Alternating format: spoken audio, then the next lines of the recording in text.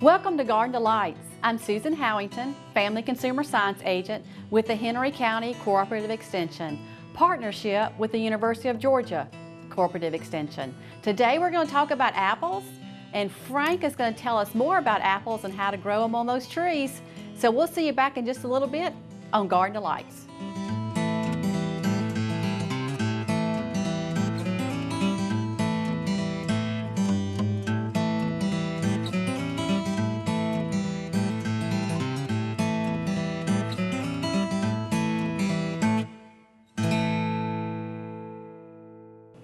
Welcome back to Garden Delights. Today we're talking about apples, and it's in season, and gosh, when they're out there, try to buy some. So let's talk about these lovely little apples that we have here.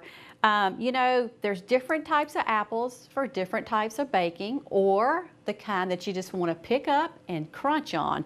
And so have them at your house, especially when they're in season, because now they're in season, and to me, they can't taste any better when they're in season. Nutritional wise, loaded with fiber, but that means you need to eat the skin too. If you can do it, eat the skin also, because you're going to get more fiber from it. Loaded with vitamin C, potassium, saturated and fat-free, also sodium-free, cholesterol-free, so it's a juicy little thing to eat. About a medium apple, and this is about what a medium apple would look like, it's about 80 calories, give or take. So you can see that's a great nutritional fruit to eat for not a whole lot of calories. Selection, when you're selecting your apples, you want to make sure that you are picking some that are firm. So when you're picking them up, look for firm apples, look for no blemishes as far as bruises or dents in them, because remember, other people are going to be touching those apples at the grocery store. So we've got to wash them, you know, when you get them home. But you want to look through them. And also, I'm really funny about, too, making sure that stem is intact. Because that tells me that you can see the stem, and you can also see the green part of it, so you know it's fresh.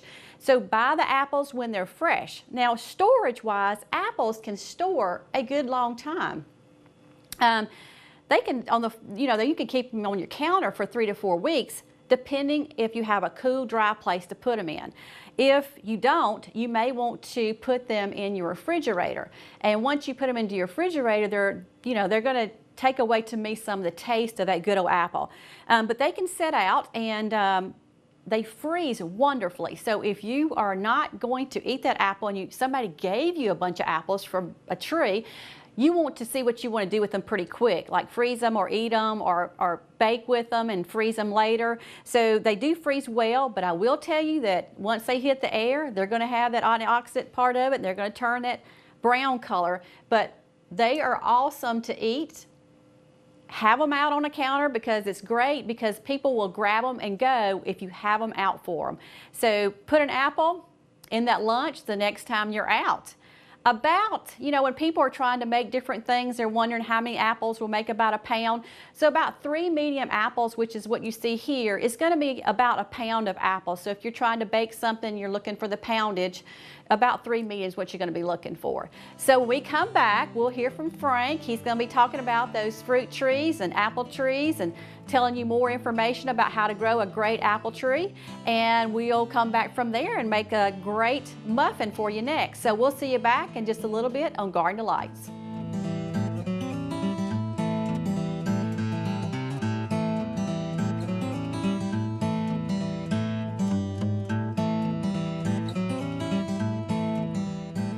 Okay, today we're going to talk about apples. Apples are a little more complex than anything we've talked about so far. There's a lot of things you need to know if you're going to grow apples, especially in this part of Georgia.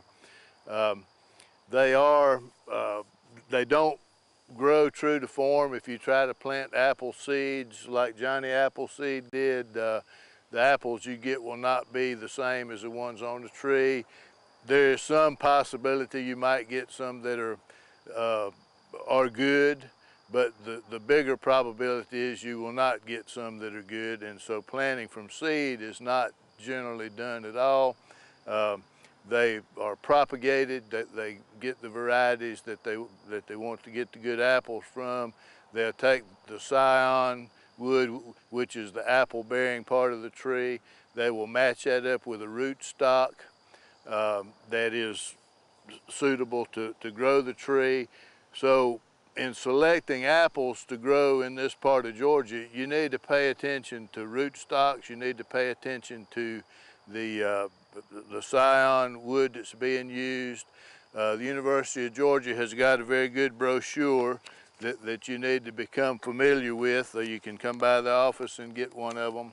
And it goes through all of the things you need to do to grow apples, including it shows you the apple zones in Georgia, which we are in apple zone number 3, and it also suggests some varieties that grow well in which region of the state. So if you select an apple that grows really good in North Georgia and it's not good for this region, you're not going to have good luck. Same thing, some of these apples grow way down in South Georgia and they are also not going to grow well here. One of the main things that we need to look at as we select apple varieties is disease resistant. We have lots of problems with fire blight. This tree I'm standing beside has had some fire blight on it this year, and you're going to have fire blight. So when you're selecting trees for this area, fire blight resistant is important. Apple scab is another one that's important. Cedar apple rust resistance. We have a lot of cedar apple rust. You know, if you read about cedar apple rust, you'll see that people want to grow. They don't want to have any cedar trees within a mile of their apple orchard. Well, good luck on that in this area. We got cedar trees every 25 feet, so that's not a possibility. So you got to select a variety that's going to let you do that. Another thing about apples is you're going to have to prune the fruit. Not only do you prune the tree, most of them are pruned to a central leader system, but you also have got to thin the apples. They'll be overloaded. This particular tree we're looking at right here was overloaded a month ago. It was not pruned, and so what happens to a fruit tree, whether it's an apple or a peach or whatever it is, it's going to prune itself. And the problem with it pruning itself is it's not selective. What we'd like to see is an apple about every 6 inches on the branch. They will get bigger, they will be better. And if they're growing too close together, then they're gonna fall off. There's apples on the ground here under this tree. That pruning can take place when the apple's about the size of my thumb. You just go through and just take off the ones. But you can see this branch right here, which was loaded with apples on these spurs. This is a spur-bearing apple tree, which is best for the home gardener. These spurs have dropped their apples, and they just dropped them all. They didn't keep any of them because the tree was overloaded. And apples grow in clusters. You can get clusters where the apples are touching each other, and that will cause them to rot, and they'll grow big against each other, and they will just shed themselves off the tree. So disease resistant, number one in selecting a cultivar. Thin the fruit so that you control which ones stay and which ones go, and you can pick the best looking fruit when you prune it, where the tree itself doesn't select them in that fashion. It just drops them on the ground to lighten the load. So as you select your cultivars, and this brochure we're talking about has a good section here for selecting cultivars. As I look through it, I would see that Liberty is good for growing in this area, that it's got good fruit on it, and it's resistant. As you look at the resistant chart, it's the most resistant to fire blight and apple rust, powdery mildew, and apple scab. So those are big considerations in selecting, and as you look at the chart, you can see that Enterprise might be a good one to grow with it, that is also a decent apple, and it's got disease resistant. Then you switch over to your rootstocks. As I study the rootstocks, looks like to me that a Geneva rootstock number 202 is resistant to a lot of the diseases that we have in this area. So that would be my combination. Try to find me a Liberty on a Geneva 202 rootstock, and then that starts me off with a chance of avoiding some of these diseases. That just gives you just a little bit about apple trees, and yeah, I know Johnny Appleseed, he sowed seed all over where the settlers were settling down. He had a little different goal in mind. One, he didn't have a truck to haul his apple trees out there with, and so he planted seed, but they were mostly making apple cider out of those apples, and they weren't trying to grow good tasting cultivars like we try to grow in our backyard. Also, as you select rootstocks control the size of the tree. So you want that Geneva 202 I was talking about is a medium sized tree. If you plant apples on seedling rootstock, they're going to grow big. You can't pick them, you can't spray them. Unless you're good at standing on a step ladder, you're not going to be able to do much with that big tree like Grandma used to grow that's sitting out in the field now, that we can get some apples off of it, but we never can get them all because some of them are too high up in the air. So you can select that for the backyard garden and have pretty good luck. But there's some things that you need to understand, as we talked about.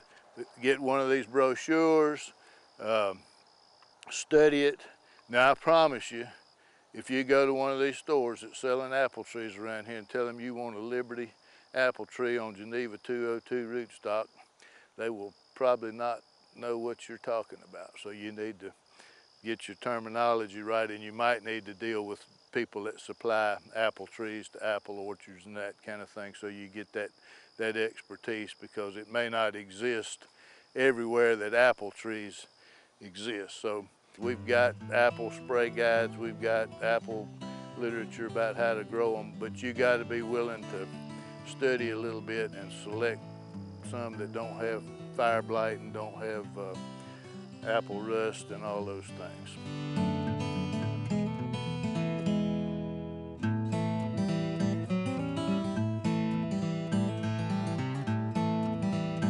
Now we're going to talk a little bit about some of the problems with not pruning the tree, not thinning out the apples, and a little bit of fire blight. This particular tree right here has got some fire blight.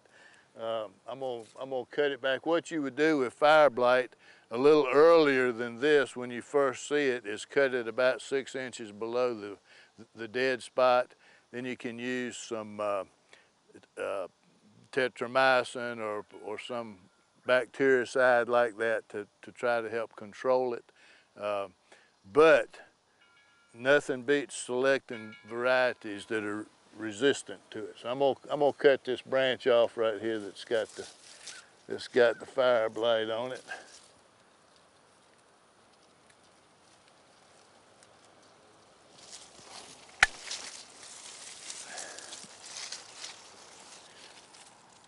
And you can see the fire blight. One of the telltale signs of fire blight is it has a shepherd's crook on the end of it when it's first developing. And it is a serious problem with not just apple trees, but with fruit trees in general. On our pruning or our thinning side of it, you see how these apples are growing in clusters right here? And they're touching each other. In fact, this particular one, I think, has got an extra branch growing through it. Well, when these apples were smaller, we could come in here and take off all but the best one. The ones under the bottom right here don't get much sunlight anyway. And so we could come in here, and then this apple would grow 3 times as big and be nice and healthy, where right now they've all got little spots on them where they've been touching together. You see that rotten spot right there? That's what happens when you let the clusters grow together. And so then folks will bring that apple in my office and say, what can I put on my tree to stop that from happening? And the answer is not a thing. So just keep that in mind. That's pretty close to what I know about apples. There's a whole lot more to the apple story, but come by the office, we'll sit down and talk about it. Now let's go inside and see what Susan is fixing with apples today.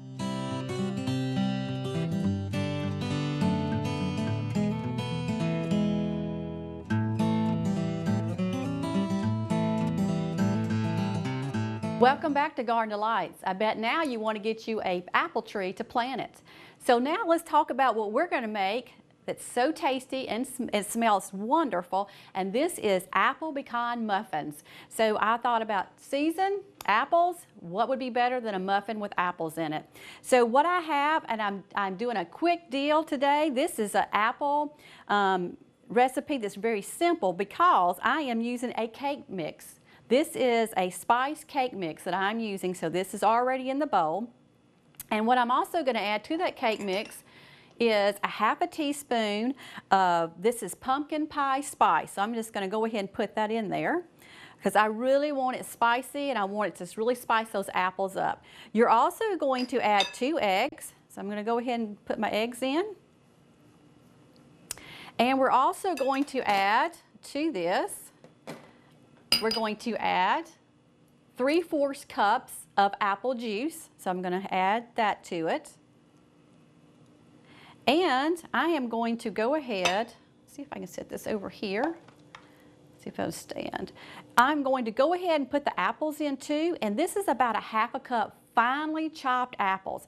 And you can see they've turned a little bit of brown. That's because when it hits the air, I did drop a little bit of lemon juice on there to hopefully to keep it from turning any browner, because you know when you cook it, they're going to be brown anyway. Now this is about a 1/2 cup of a medium apple. You just about can get that from a chopped up apple on the medium size, so you may want to just think about that. Or if you really want more apple in your muffin, which is another option, you could put a whole apple in there if you really want to, because it's not going to change the recipe. It may just change in the baking time, and it may make the muffin just a little bit moister. And the last thing that I'm going to put in here is some vanilla, and it's a 1/2 teaspoon of vanilla. So I'm going to go ahead and put that in there. Whoops, it's kind of coming out on me. All right, I'll set that over here. And that's all you need for right now. Now what we're going to add eventually is I'm going to add the pecans in it, but I'm going to add them last, and I'm just going to stir them around. So what we're going to do now is go ahead and mix this up together. So I want to get it really moist. So you're going to incorporate all the eggs, the apple juice, and this is going to be a pretty moist batter when we get done. And I am going to kind of hit the edges because I want to make sure the edge of that bowl is mixed up really good. So I may stop the mixing just for a little bit and get my spatula out to the side and work it in. And you want to do this for about 2 minutes, give or take, something in that range, because you want it all mixed in together. So what I'm going to do is I'm going to stop it just for a second. And it's really good if you can to scrape your sides, because that's going to bring in all the other batter that you didn't get mixed in really well. So I want to scrape that off the sides, get it toward the middle. Get me a paper towel. Let's see if I can keep from making a mess.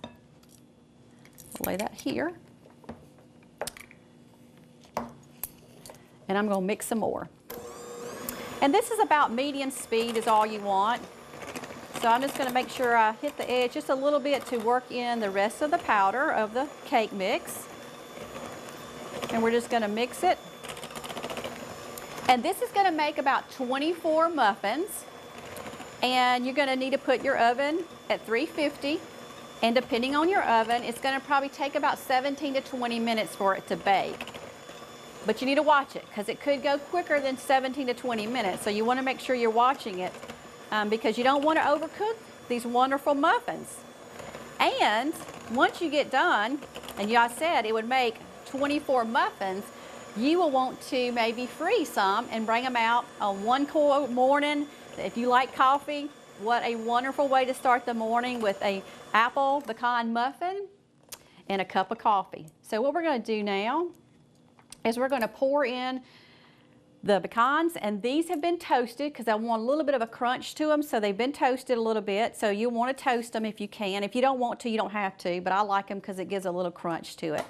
So what I'm going to do is I'm just going to put my mixer on at a very low speed because all I want to do is to blend them in. And you can see they're very, very fine. So when you eat your muffin, you're not going to feel like you're eating a big chunk of a pecan on there. So it's just really well blended in to the batter part of it. So all I want to do is just kind of move the pecans into the batter and make sure I've got everything mixed up really good. And it smells really, really good. So I think I'm good on that part. So I'll see if I can make sure I don't make a big mess. All right, I'm gonna leave this over here to let it drip on that paper towel. And so what you want to do is, this is going to be really simple. We're going to take some muffins, and this will make 12 muffins. And you don't want to fill it too high, because if you do, your muffins are going to go all over the place, unless you want a really tall muffin. And then it's going to spread all over your pan too. So what I'm going to do is just show you, you need to take they say about 3 tablespoons per muffin. So what I've been doing is I just take my little half cup, 1/4 cup, whatever you have, and I just kind of put a little bit in and kind of watch it. And once I see that it's about half full, I'm going to stop, because I know that this mix is going to rise. So what you need to do is just do this, and this just kind of helps it too from getting all over everywhere, and I'll probably make a mess before it's all said and done. But you just want to put enough in there to fill it up. And this is going to make, like I said, 24, so what you're seeing now is about 12. Now, these muffins taste really good to me without the glaze, but we're going to show you how to do it with the glaze. The glaze, once I bake these, the glaze is a cup of powdered sugar and about 3 tablespoons of apple juice, because I really want to have the apples all through it, and about a teaspoon, half a teaspoon of vanilla. And if you feel like it's too loose as far as the liquid part of it, you can always add a little bit more powdered sugar to it. But that's about the ratio that you're going to be doing. And then we're going to take them and we're going to dip them into the mixture once these have cooled off, and it'll have a nice glaze to it. Or you could freeze them just as they are, and then when you get ready to take them out, you could make a glaze and put them on there and warm up just a little bit and put the glaze on them later too. To me, I think they would even freeze better if you didn't have the glaze until you brought them out fresh again. So we're almost there, and you can see this is a lot of batter. So just make sure you don't overfill them. And you'll know it's just about, I don't even have this all the way full, and I don't even get everything out of the little measuring cup either. I just get enough to make sure I'm filling up the little pie tin. Let's see, almost there. And you're going to bake these at 350, again about 17 minutes, 20 minutes, and they're ready to go. So as you can see, I didn't make too big of a mess. That keeps it from cooking on your cupcake pan, because you don't want it to have it all burnt. This is what it kind of looks like, and you can see I didn't fill it up top because I want to make sure it rises, and my goal is to have them just maybe just barely above the little paper tin thing. So that's all we want. So I'm going to put these in the oven. I'm going to bake them, have them ready when Frank comes back, and we'll put a little glaze on them so he'll be ready to try these wonderful apple pecan muffins. See you back in just a little bit.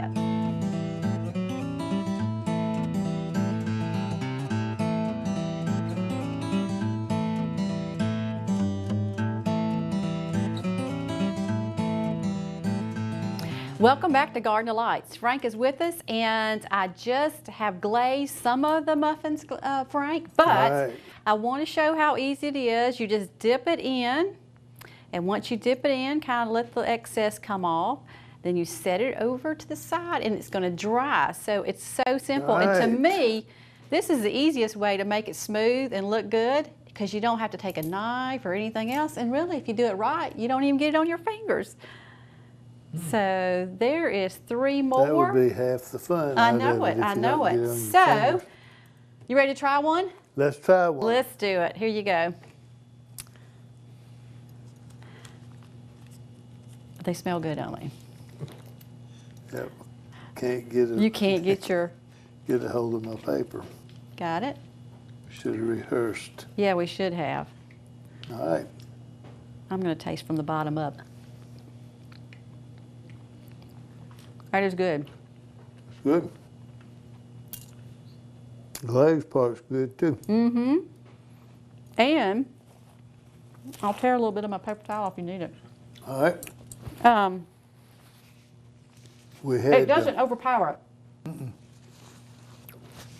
we had a pretty good crop of apples this year. I noticed people up here in the park are trying to figure out how to get the ones out of the top of the tree. I can imagine. But they look pretty good. But if you're going to grow apples, you got to pay attention to your maintenance schedule so you can keep the insects off of them. And You all do. that. You sure do. But they grow well around here. They do. They sure do. So check out the website for this wonderful recipe.